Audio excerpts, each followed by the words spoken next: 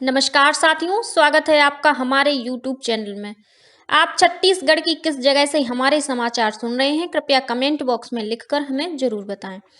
रायपुर से प्रस्तुत हैं छत्तीसगढ़ के प्रादेशिक समाचार। समाचारों के साथ मैं रजनी शुक्ला। पहले मुख्य समाचार। चीन, जापान और अमेरिका सहित कुछ अन्य देशों में कोरोना के बढ़ते मामलों को देखते हुए कल एक अहम बैठक में प्रधानमंत्री ने देश में कोरोना की स्थिति पर चर्चा की। केंद्रीय जनजाति समाज कल्याण राज्य मंत्री रेणुका सिंह और प्रदेश के भाजपा सांसदों ने छत्तीसगढ़ की 12 जातियों को आदिवासी समुदाय में शामिल करने संबंधी विधेयक लोकसभा में पारित होने पर प्रधानमंत्री के प्रति आभार व्यक्त किया है। मुख्यमंत्री ने कहा कि राजीव गांधी किसान न्याय योजना की चौथी किस्त 31 मार्च से पहले किसानों के खाते में जमा कर दी जाएगी और बच्चों को पीने का साफ पानी उपलब्ध कराने के लिए रायपुर, दुर्ग और बिलासपुर जिले की 210 आंगनबाड़ियों में स्टील के बने वाटर टैंक लगाए जाएंगे। अब समाचार विस्तार से। चीन, जापान और अमेरिका सहित कुछ अन्य देशों में कोरोना के बढ़ते मामलों को देखते हुए केंद्र सरकार सतर्क हो गई है। इस संबंध में कल प्रधानमंत्री नरेंद्र मोदी ने एक महत्वपूर्ण बैठक ली। ऑनलाइन तरीके से हुई इस उच्च स्तरीय बैठक में देश में कोरोना की स्थिति और संबंधित पहलुओं पर चर्चा की गई। यह बैठक चीन, जापान, दक्षिण कोरिया, फ्रांस और अमेरिका में कोरोना के बढ़ते मामलों को देखते हुए बुलाई। केंद्रीय गृह मंत्री अमित शाह, स्वास्थ्य मंत्री डॉक्टर मनसुख मंडाविया और नागरिक उड्डयन मंत्री ज्योतिरादित्य सिंधिया भी इस बैठक में मौजूद थे। इस बीच कल प्रदेश में 1000 से अधिक सैंपलों की जांच की गई। इसमें रायपुर जिले में 2 व्यक्ति कोरोना संक्रमित पाए गए। वहीं दुर्ग जिले के धमधा उप स्वास्थ्य केंद्र में तृतीय लिंग समुदाय के लिए विशेष शिविर लगाकर इस समुदाय के सदस्यों को कोविड रोधी टीका लगाया गया। केंद्रीय जनजाति समाज कल्याण राज्य मंत्री और सरगुजा की सांसद रेणुका सिंह ने छत्तीसगढ़ की 12 जातियों को आदिवासी समुदाय में शामिल करने संबंधी विधेयक लोकसभा में पारित होने पर आदिवासी समाज को बधाई दी है। उन्होंने इस पहल के लिए प्रधानमंत्री नरेंद्र मोदी और केंद्रीय जनजाति समाज कल्याण मंत्री अर्जुन मुंडा के प्रति आभार व्यक्त किया है। केंद्रीय राज्य मंत्री रेणुका सिंह ने कहा कि लोकसभा में इस विधेयक के पारित हो जाने से प्रदेश के 12 जनजाति समुदायों को विभिन्न योजनाओं का समुचित लाभ मिल सकेगा। प्रदेश भाजपा अध्यक्ष तथा बिलासपुर के सांसद अरुण साव, रायपुर सांसद सुनील सोनी और अनुसूचित जनजाति मोर्चा के पूर्व राष्ट्रीय अध्यक्ष राम विचार नेताम ने भी इस विधेयक के लोकसभा में पारित हो जाने पर प्रधानमंत्री और केंद्रीय जनजातीय समाज कल्याण मंत्री के प्रति आभार व्यक्त किया है। आजादी के 75 वर्ष पूरे होने के उपलक्ष्य में अमृत महोत्सव समारोह के अंतर्गत केंद्र सरकार द्वारा बीते 19 दिसंबर से सुशासन सप्ताह प्रशासन गांव की ओर मनाया जा रहा है। इस सप्ताह के अंतर्गत नागरिक केंद्रीय शासन को बढ़ावा देने और सेवा वितरण में सुधार लाने के प्रति लोगों को जागरूक किया जा रहा है। इस दौरान आगामी 25 दिसंबर तक शिविरों के माध्यम से जन शिकायतों का समाधान किया जाएगा। साथ ही कार्यशाला जैसे आयोजन भी होंगे। इस संबंध में मुख्य सचिव अमिताभ जैन ने सभी संभाग आयुक्तों और कलेक्टरों को जन शिकायत निवारण शिविर सहित अन्य कार्यक्रम आयोजित करने के निर्देश दिए हैं। उन्होंने इन कार्यक्रमों की जानकारी भारत सरकार के पोर्टल के साथ ही सोशल मीडिया के विभिन्न मंचों पर भी प्रसारित करने को कहा है। मुख्यमंत्री भूपेश बघेल ने कहा है कि राजीव गांधी किसान न्याय योजना की चौथी किस्त 31 मार्च से पहले किसानों के खाते में जमा हो जाएगी। कल बलौदाबाजार भाटापारा जिले के ओडान गांव में भेंट मुलाकात कार्यक्रम के दौरान मुख्यमंत्री ने यह बात कही। उन्होंने रोहानसी गांव को नगर पंचायत बनाए जाने की घोषणा की। साथ ही सड्डी में उप तहसील कार्यालय, ओडगन में बिजली सब स्टेशन, ओडान में स्वामी आत्मानंद अंग्रेजी माध्यम स्कूल और पलारी में एसडीएम कार्यालय खोलने सहित विभिन्न विकास कार्यों की घोषणा की। अपने प्रवास के दौरान श्री बघेल ने हालौत गांव में 52 करोड़ 41 लाख रुपए की लागत के 46 विकास कार्यों का लोकार्पण और भूमि पूजन किया।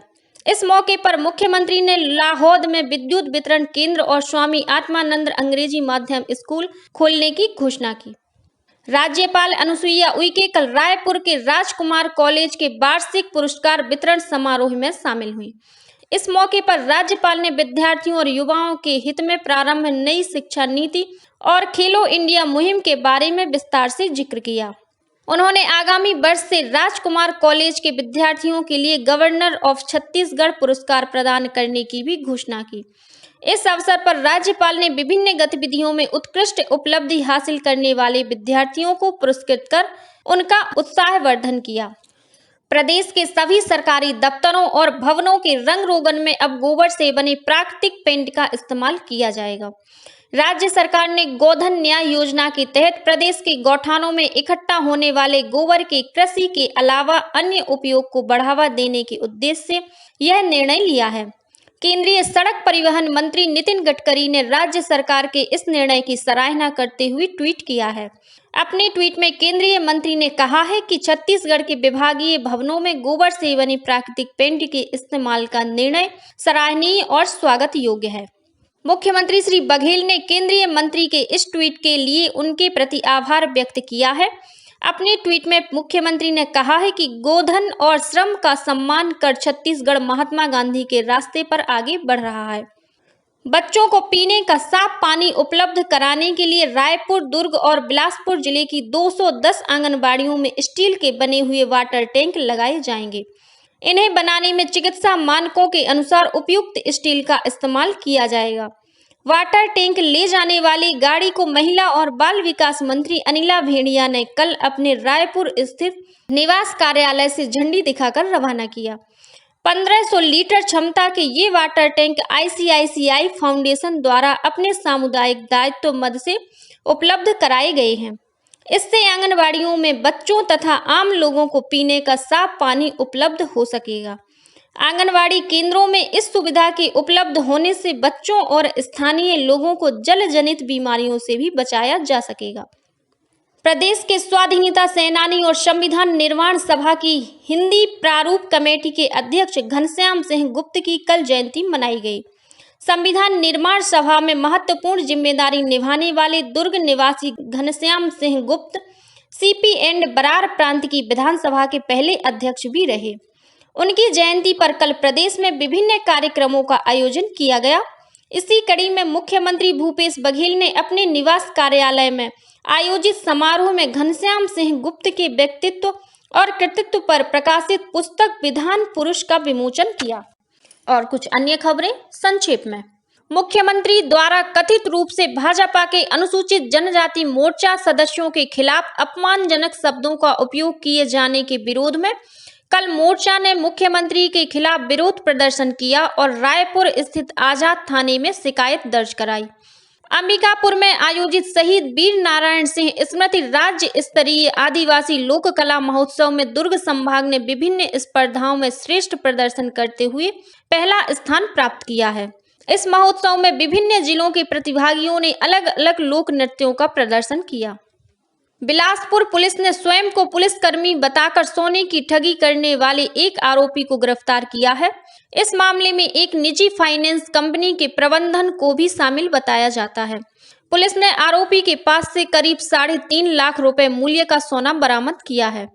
गरियाबंद जिले के छुरा इलाके में पुलिस ने 2 आरोपियों को देसी कट्टे के साथ गिरफ्तार किया है। पुलिस के अनुसार ये दोनों आरोपी देसी कट्टा बेचने के लिए ग्राहक ढूंढ रहे थे। रायगढ़ पुलिस ने अवैध हथियार बेचने वाले एक अंतरराज्यीय गिरोह का पर्दाफाश किया है। पुलिस अधीक्षक अभिषेक मीणा ने बताया कि संदेश के आधार पर एक आरोपी को पकड़ा गया है। उसके पास से 3 पिस्टल सहित अन्य हथियार और कारतूस बरामद किए गए हैं। महासमुंद जिले के सुअरमार गांव में राष्ट्रीय राजमार्ग पर 2 मोटरसाइकिल के बीच हुई टक्कर में 2 लोगों की मौत हो गई, वहीं एक युवक गंभीर रूप से घायल हो गया। बिलासपुर जिले के फरहदा गांव में ट्रैक्टर की टक्कर से मोटरसाइकिल सवार एक युवती की मौत हो गई। युवती का भाई इस दुर्घटना में गंभीर रूप से घायल हो गया। कोंडागांव जिले के जामपदर इलाके में एक ट्रैक्टर की टक्कर से ऑटो रिक्शा में सवार एक युवक की इलाज के दौरान मौत हो गई। इस दुर्घटना में ऑटो रिक्शा सवार 3 अन्य लोगों को भी चोटें आई हैं। इसी जिले के मसौरा टोल नाके के पास बीती रात ट्रक की टक्कर से मोटरसाइकिल सवार एक व्यक्ति की मौत हो गई। रायगढ़ जिले में झलमला के पास ट्रेलर की टक्कर में कार सवार एक व्यक्ति की मौके पर ही मौत हो गई। सक्ती जिले के पहरीद गांव में तालाब में डूबने से 2 बच्चों की मौत हो गई। ये दोनों बच्चे नहाने के लिए तालाब गए हुए थे। बिलासपुर जिले के कोहरौदा गांव में घर के पास खेल रहे 1 वर्षीय बालक की घर के पीछे बने पानी के गड्ढे में गिरने से मौत हो गई।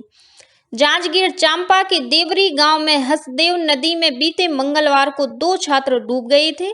बलौदा थाना प्रभारी गोपाल सतपथी ने बताया कि इनमें से दूसरे छात्र का शव भी कल बरामद कर लिया गया है और सूरजपुर पुलिस ने 2 आरोपियों को गिरफ्तार कर उनके पास से 200 नंग नशीले इंजेक्शन बरामद किए हैं।